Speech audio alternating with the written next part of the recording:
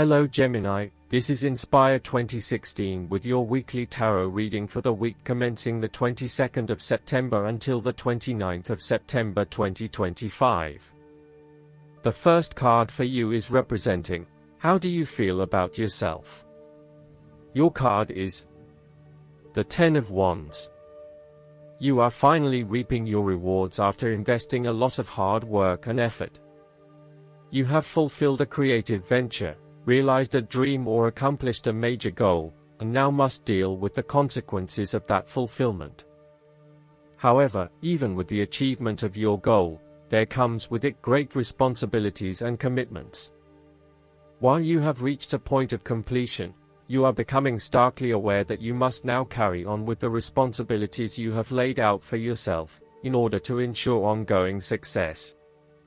The trouble is, however, that these responsibilities may become too much to bear and you are struggling to let go. It is a bit like the business owner who creates a flourishing business but who is unprepared to delegate some of her responsibilities to the staff, and ends up working 70 to 80 hours a week. The inspiration and creativity that was associated with the initial goal or vision rapidly disappears, and everything becomes hard work all too quickly.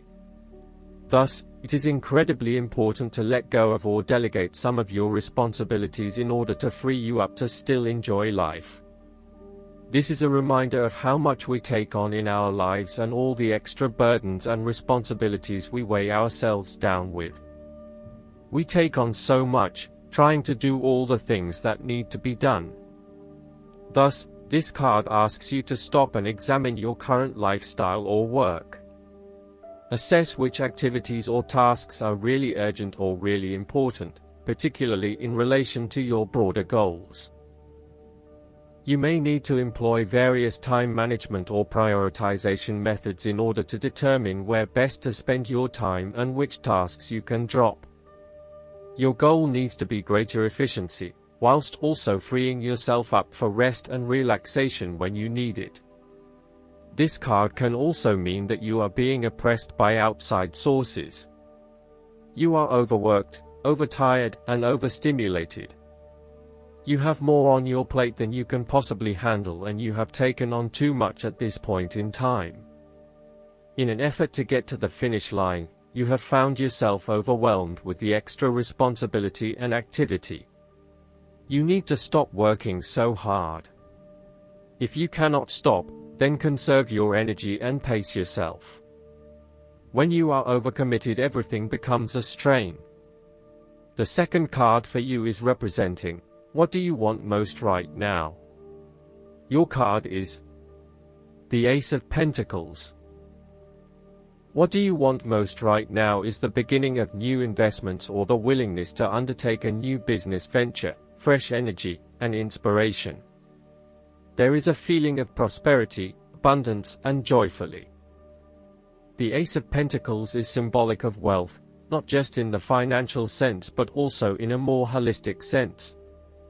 You may see new opportunities come your way to generate a new source of income, or you may be lucky enough to receive a financial gift or windfall. On a broader level, this ace indicates abundance in all areas of your life and a general feeling that you are indeed blessed and deserving of everything that comes your way. Operate by the law of attraction, and send out positive energy into the universe so that you may receive abundance in return. The Ace of Pentacles is about manifestation of your goals, and that you are moving into a more positive state of mind about what you are capable of achieving. Your ideas are ready to be turned into something tangible. Figure out what will work and make it a reality. Thus, the Ace of Pentacles sees you starting to map out how exactly you will achieve your goals, by creating targeted action plans and getting those actions underway. There are opportunities that are becoming available to you that will help you to manifest your goals and realize your inner potential, whilst at the same time generate some level of income and financial support. You are beginning to see that the world is indeed your oyster and that through careful planning, you can manifest your true goals and desires. The third card for you is representing your fears. Your card is the Queen of Swords. You are afraid and very emotionally involved in a particular situation or issue, but this may be distorting your perception of the situation at hand. You need to use your head a little bit more to understand what is happening and read the signals more accurately. Look at your situation objectively and think with your head and not your heart, as this may give you a better picture of the situation and help you evaluate what you need to do next. Similarly, the Queen of Swords suggests that relationships are clouding your usually clear vision. You need to refocus your goals or direction, yet you are hesitating due to a desire not to disturb the positive balance and harmony of your relationships with others. At the end of the day, you need to be more hard-edged, confident and assertive in order to be successful. Clear sight and analysis, objective weighing of options and ideas for the future, and even carefully considering but not necessarily choosing the alternatives are essential right now. On the other hand, the Queen of Swords can come across as cold-hearted, bitter, resentful and bitchy, particularly if she is completely devoid of any emotion or compassion for others. In her quest to get to the bottom of an issue, she puts a lot of other people offside and loses her support base. She isolates herself from others and is seen as narrow-minded, intolerant, and mean. The fourth card for you is representing what is going for you. Your card is the Ten of Swords. You may feel powerless as something comes to a crashing and suddenly ended, and you feel as if you are being attacked or backstabbed by someone else. You may even use this challenging time to portray yourself as a martyr, to show that you have put your interests last but have suffered as a result. The Ten of Swords also indicates a difficult experience of endings, loss, pain, or release. However, the saving grace is that you have a new awareness and a positive sense of relief that the difficulty and pain will soon be over and will evolve into something new. As with all endings, there will be a new beginning, rebirth, and a rejuvenation of the spirit. So, while this card may seem negative at first glance, it is a card of hope and an indication that your troubles will not be permanent. Furthermore, this is the final moment, and no more pain will come to you from that source. It is darkest before the dawn, and as gloomy as it looks, the sun will rise again. It can only get better from here. The Ten of Swords is about letting go and accepting your current circumstances. You no longer resist change but allow it to happen, even if it causes some initial pain and hurt to you. You accept that there must be change in order to facilitate renewal, and you allow it to occur rather than fighting it.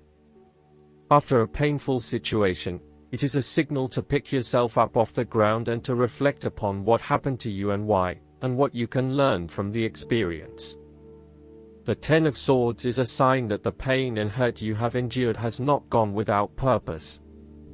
The positive power within you can be used to learn from your pain and draw wisdom from defeat. The fifth card for you is representing what is going against you. Your card is the Four of Pentacles. You are afraid of losing money. You are haunted by a fear of poverty that compels you to be materialistic. You are extremely defensive and self-protective materially and emotionally, fearful of opening up and trusting other people.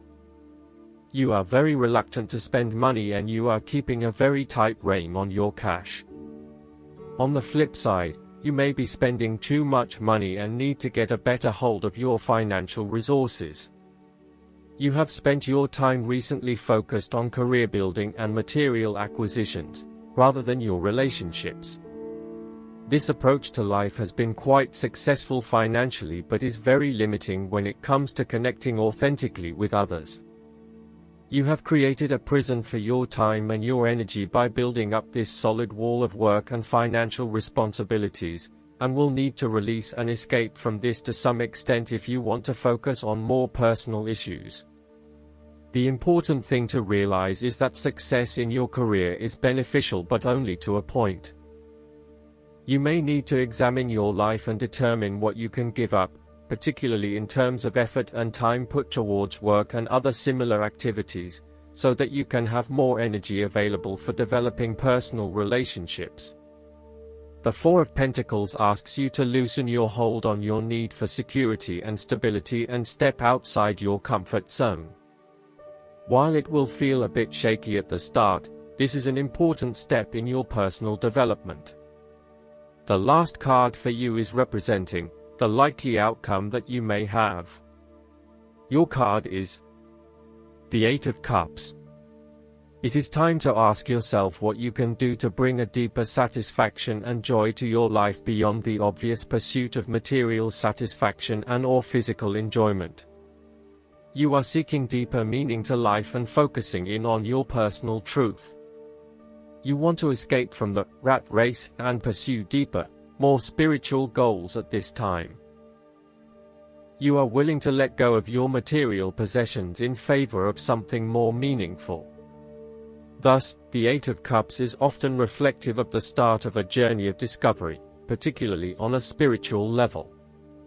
You are disappointed enough to walk away from everything you have built up so far.